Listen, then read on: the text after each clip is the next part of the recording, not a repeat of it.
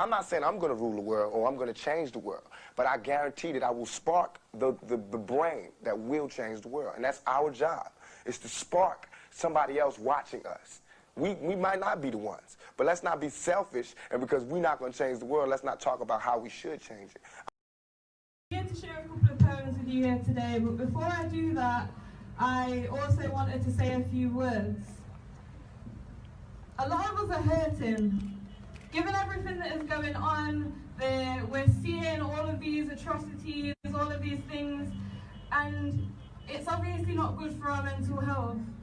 I'm sure at the same time we want to see lasting change, as Shanice said, and we don't want it to just be a trend, something that next week we're moving on to something else, talking about something else. And I think that one of the ways that we make lasting change is to start with the small changes. And I think that this means us being unapologetic about who we are. For a long time, a lot of us have made ourselves small to fit in with the rest of our environment and our surroundings. We've not wanted to look too black or too ghetto or too this or whatever it may be. But I think that the freedom comes from being able to be ourselves and literally not have to apologize for who we are. And so I encourage the people that want to support us to be open to us having these conversations and being honest about the way that we feel, because we don't want to be met with opposition and having to justify ourselves of every step of the way. Too often we also have to silence our own voices. We deal with discrimination and we deal with these feelings that we have based on other people's prejudices. And we walk away with the shame. We walk away having not maybe stood up or said everything that we wanted to say out of fear of looking like that person.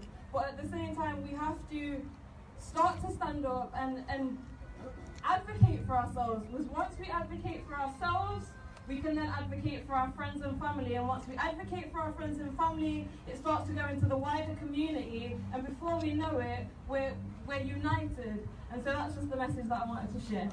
So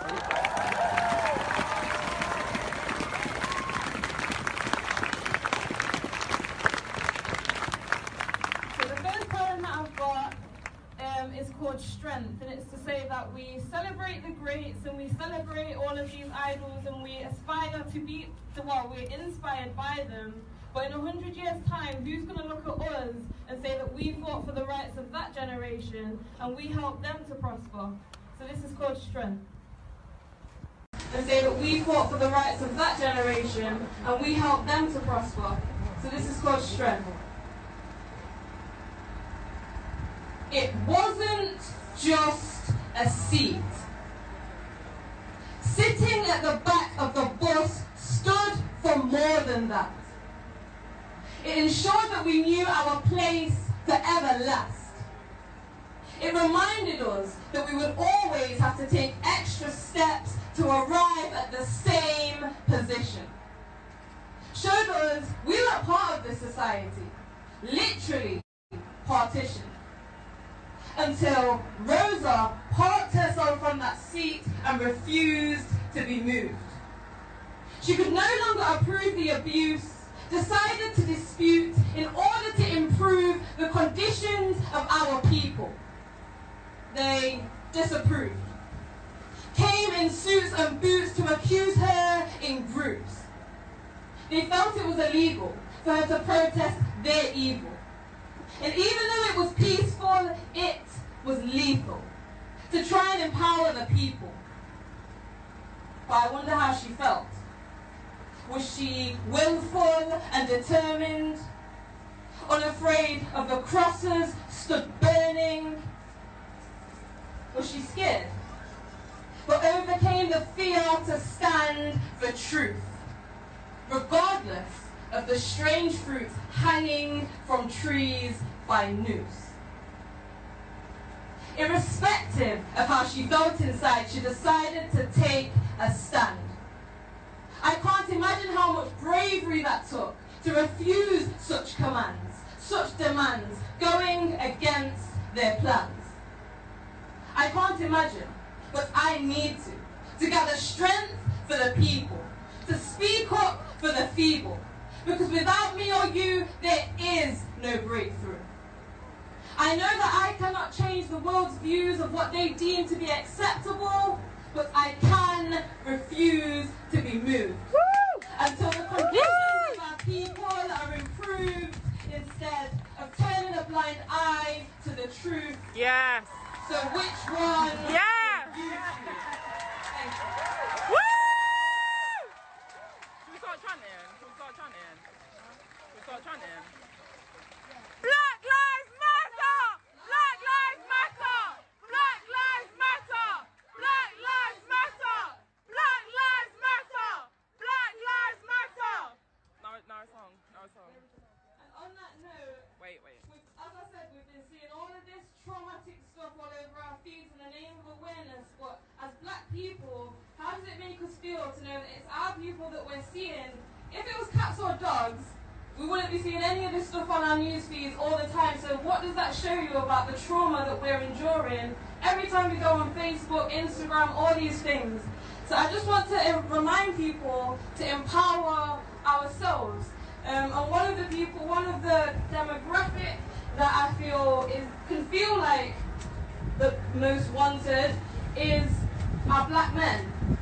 And so I wanted to do this poem called The Bow That Arrow and the Target, just to empower and uplift you if I can. Woo! Woo!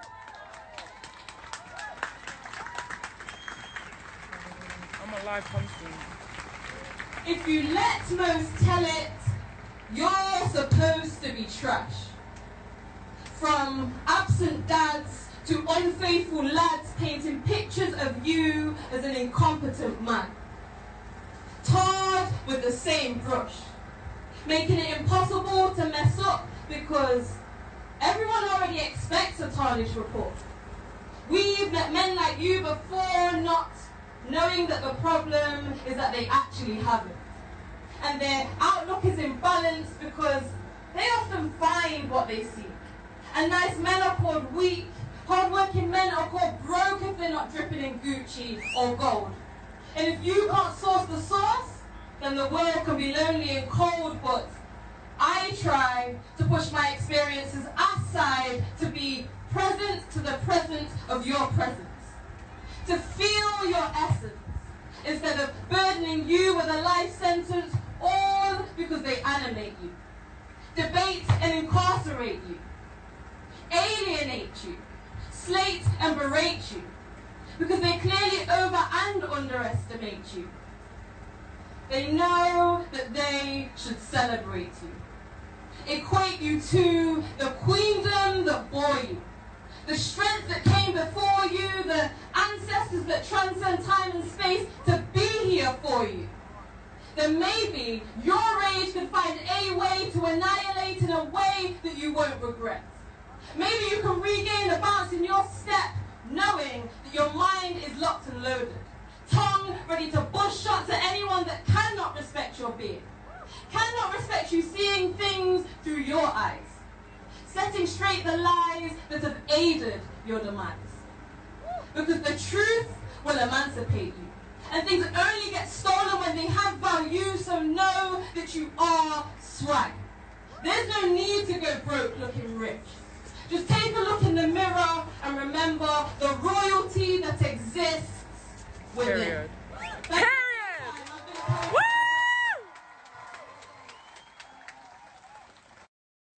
An artist's duty, as far as I'm concerned, is to reflect the times. I think that is true of painters, sculptors, poets, musicians. That to me is my duty. And at this crucial time in our lives, when everything is so desperate, when every day is a matter of survival, I don't think you can help but be involved. Young people, black and white, know this. That's why they're so involved in politics. We will shape and mold this country, or it will not be molded and shaped at all anymore. So I don't think you have a choice. How can you be an artist and not reflect the times? That to me is the definition of an artist.